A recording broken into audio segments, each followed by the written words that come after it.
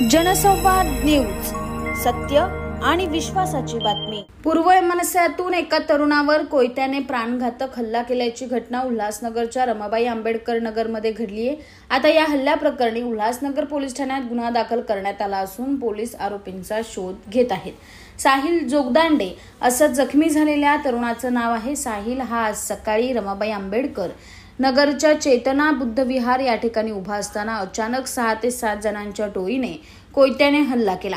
यात साहिलच्या पायाला गंभीर दुखापत झाली असून 9 टाके पडले आहेत। सध्या त्याच्यावर शासकीय रुग्णालयात उपचार सुरू आहेत। आरोपी हे सराईत गुन्हेगार असून रमाबाई आंबेडकर येथे रहिवासी असून त्यांचा शोध पोलीस घेत आहे।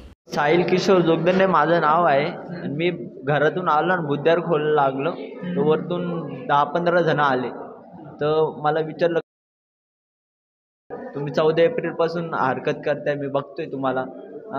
येऊन डायरेक्ट कोयत्याने मारणं चालू केलं। 10-15 जण होते।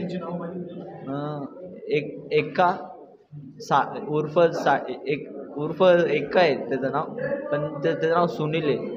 रमेश आणि आतिश पवार, अजून नाव एवढं माहिती नाही।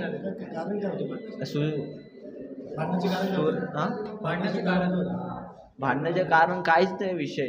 14 एप्रिल पर्यंत मतलब नाही, असं काही विषय नाही। जयंती तलवारे होते।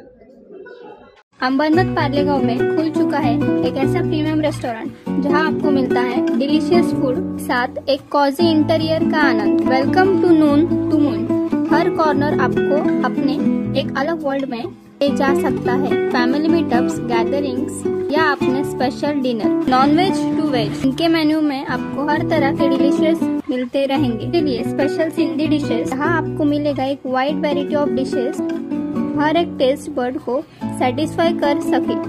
जनसंवाद न्यूज, सत्य आणि विश्वासाची बातमी। आजच सबस्क्राइब करून बेल आयकॉनला क्लिक करा आणि पहा ताज्या घडामोडींचा अचूक अंदाज आपल्या मोबाईलवर।